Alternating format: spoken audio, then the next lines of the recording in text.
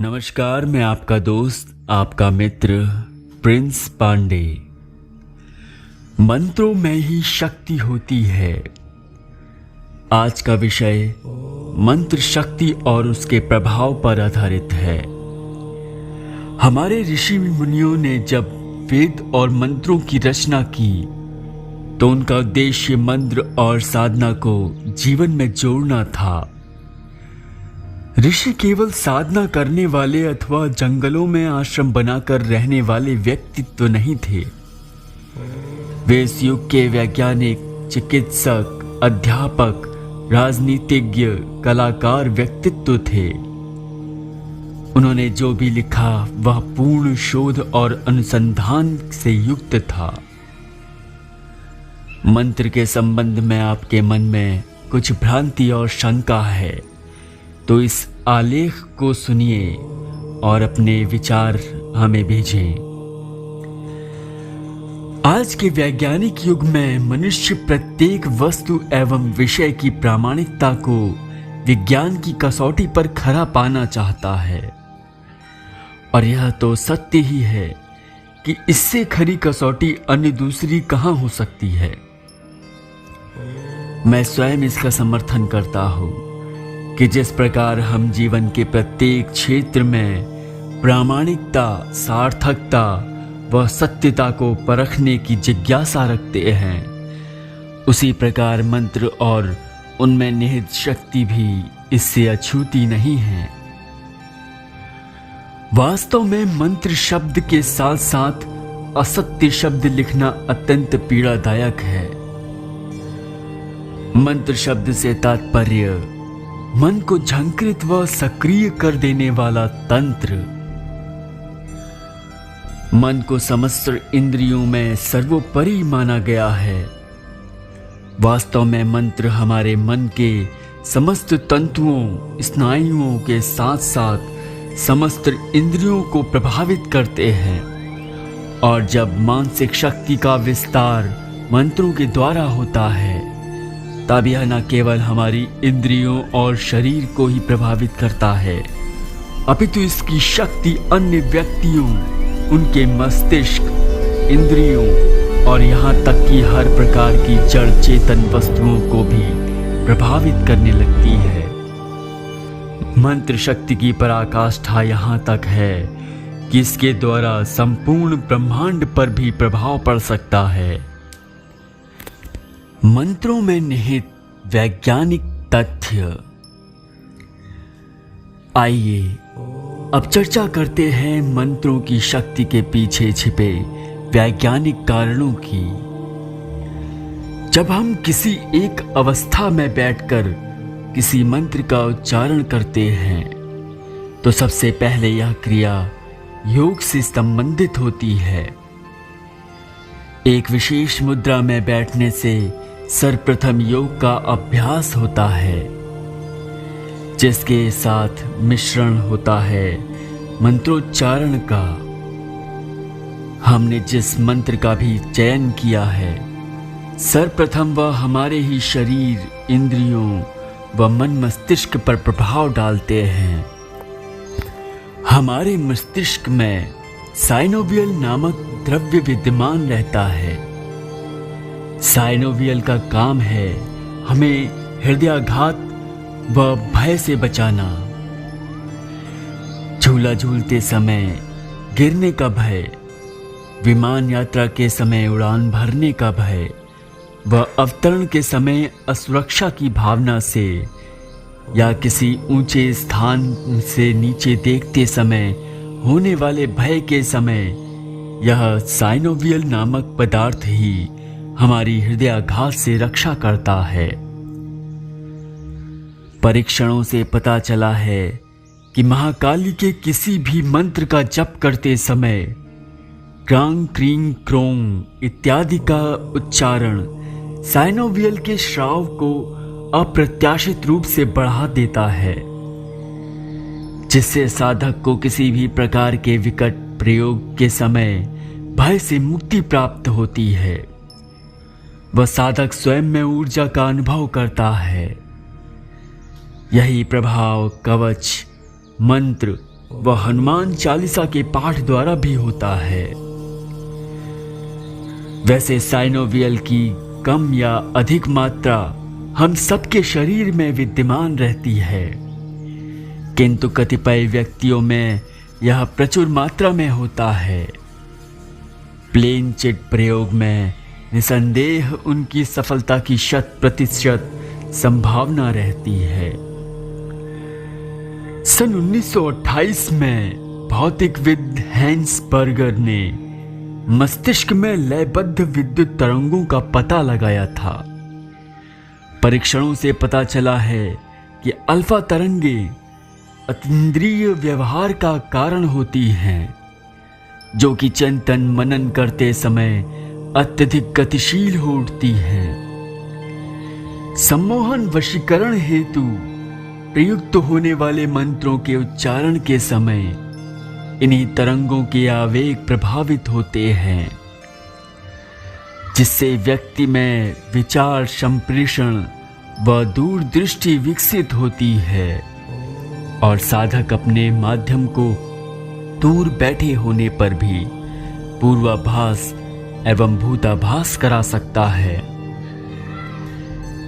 इसी प्रकार प्रत्येक मंत्र एवं यंत्र की शक्ति के पीछे निश्चित रूप से वैज्ञानिक तथ्य हैं। उदाहरण के लिए मृत्युंजय व महामृत्युंजय का जाप इच्छा शक्ति व जीवनी शक्ति को बढ़ाता है। बीसा यंत्र के अंकों को कुछ देर तक देखने से मस्तिष्क के तंतु ढीले पड़ जाते हैं और मानसिक तनाव व चिंता से मुक्ति मिलती है। व श्री यंत्र को देखने से एकाग्रता में वृद्धि होती है। अब निश्चित रूप से आपके मन में यह प्रश्न आया होगा कि फिर आकाश गमन विद्या के समस्त मंत्र पढ़कर या महालक्ष्मी की समस्त साधनाएं करके अथवा चारों वेदों के समस्त श्लोकों को पढ़ने के उपरांत भी, जिनमें से प्रत्येक को एक महामंत्र कहा गया है, कोई व्यक्ति सिद्ध क्यों नहीं हो जाता, या उन मंत्रों का जो फल है वह उसे क्यों प्राप्त नहीं हो जाता। आइए अब जरा इस समस्या के समाधान की ओर चलते हैं। सफलता क्यों नहीं मिलती? किसी भी मंत्र का अभ्यास करते समय यदि कुछ नियमों का पालन किया जाए तो साधक को सफलता निश्चित रूप से मिलती ही है। सर्वप्रथम आपने जिस मंत्र का भी चयन किया है उसकी संपूर्ण साधना प्रक्रिया की जानकारी होना नितांत आवश्यक है। यह सत्य है कि साधनाओं की जो शास्त्र वर्णित विधि है उसमें रंच मात्र त्रुटि भी विनाशकारी हो सकती है। साथ ही इस शास्त्र वर्णित विधि में किसी प्रकार का संशोधन स्वयं करना भी उचित नहीं है। वैसे अधिकतर साधनाओं में पूर्ण शुद्धता, सात्विकता तथा प्राण प्रतिष्ठित सामग्रियों का प्रयोग का विधान होता है, जबकि कुछ साधनाओं में जैसे कि कर्ण पिशाचिनी साधना, घंटा कर्ण साधना, स्वप्न कर्ण पिशाचिनी साधना तथा शमशान में की जाने वाली समस्त प्रकार की साधनाओं में कुछ क्रियाओं का निषेध व कुछ के विशेष विधान है। इस प्रकार मंत्र साधना की असफलता का सर्वप्रथम कारण सही विधि का निर्धारित ज्ञान न होना है।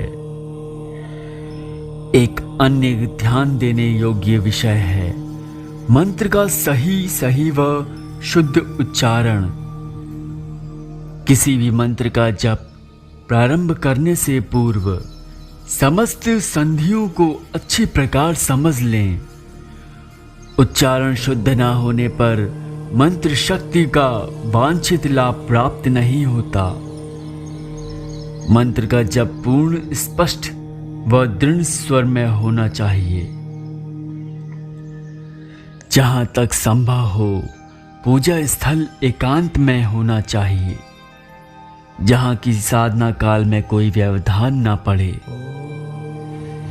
एक बात सदैव याद रखनी चाहिए कि जिस किसी भी मंत्र का जब आप करते हैं तो उस पर पूर्ण आस्था, पूर्ण विश्वास रखें।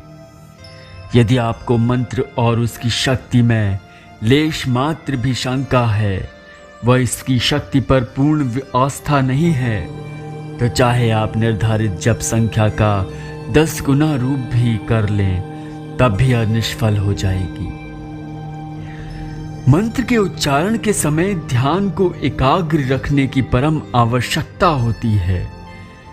यदि मंत्र जपते समय विचार स्थिर हैं, ध्यान पूर्ण एकाग्र है और मंत्र की शक्ति पर पूर्ण आस्था है, तो असफलता का कोई कारण निर्मित ही नहीं होता। मंत्र जप आरंभ करते समय पहले से ही साधना का उद्देश्य मन में रहना चाहिए। साधना के उद्देश्य को बारंबार परिवर्तित करना सर्वथा अनुचित है। उद्देश्य के साथ ही जप की संख्या का संकल्प भी प्रारंभ में लेना चाहिए।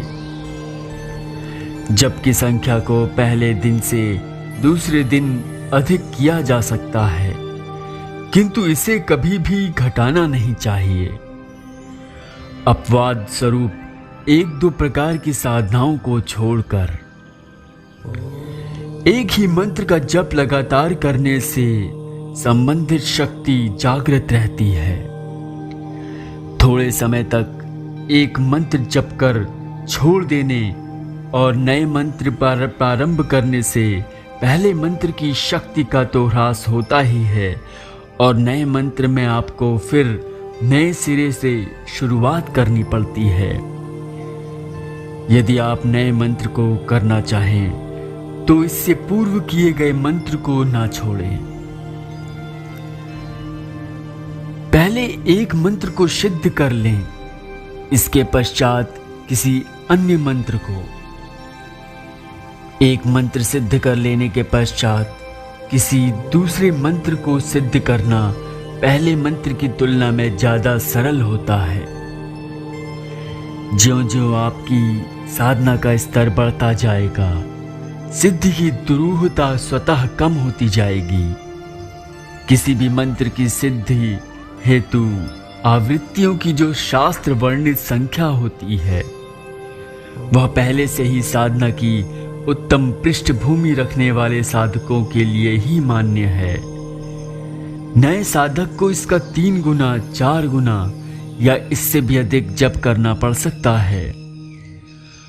अंत में एक महत्वपूर्ण व ध्यान देने योग्य बात है कि मंत्र साधना सही मुहूर्त में की जानी चाहिए। विभिन्न साधनाओं के लिए विभिन्न मुहूर्त निर्धारित हैं, किंतु मुहूर्त की जटिलताओं से बचने के लिए कुछ मुहूर्त जिनको निश्चित रूप से समस्त साधनाओं हेतु उत्तम माना गया है, वे हैं होली, दीपावली, शिवरात्रि, नवरात्रि। आप जिस किसी मंत्र का प्रारंभ करना चाहते हैं उसे इन अवसरों पर निर्धारित संख्या में जप कर उसका दशांश हवन कर लें। इसके पश्चात अपनी सुविधा के अनुसार जप कर सकते हैं। वैसे तो वर्ष भर जप करना सर्वश्रेष्ठ है, किंतु एक बार सिद्ध करने के पश्चात 11, 21, 51 या 108 की संख्या में जप करने से भी तुरंत मनवांछित फल प्राप्त होता है। आप किसी भी मंत्र का जप करते हैं, उसे वर्ष में एक बार उपरोक्त वर्णित अवसरों पर जागृत अवश्य करना चाहिए। वैसे तो प्रत्येक साधना अपने आप में अत्यंत जटिल होती है, किंतु यदि इन जटिलताओं से साधक बचना चाहे तो सर्वश्रेष्ठ मार्ग है योग्य गुरु का आश्रय प्राप्त करना। गुरु के निर्देशानुसार साधना करते समय साधना की सफलता की संभावना 100% रहती है। हमें विश्वास है कि आप अब की बार जब आप उपरोक्त नियमों को ध्यान में रखकर साधना करेंगे तो आपको असफलता का सामना कदापि नहीं करना पड़ेगा और आप बाध्य हो जाएंगे विश्वास करने के लिए कि मंत्र कोई मिथ्या नहीं अपितु शक्ति, सामर्थ्य और कल्याण का महासागर है, जिसकी सत्ता अपरंपार है, जिसकी शक्ति और महिमा का वर्णन करने के लिए किसी भी शब्दकोश के शब्द पर्याप्त नहीं हैं। जय निखिलेश्वर।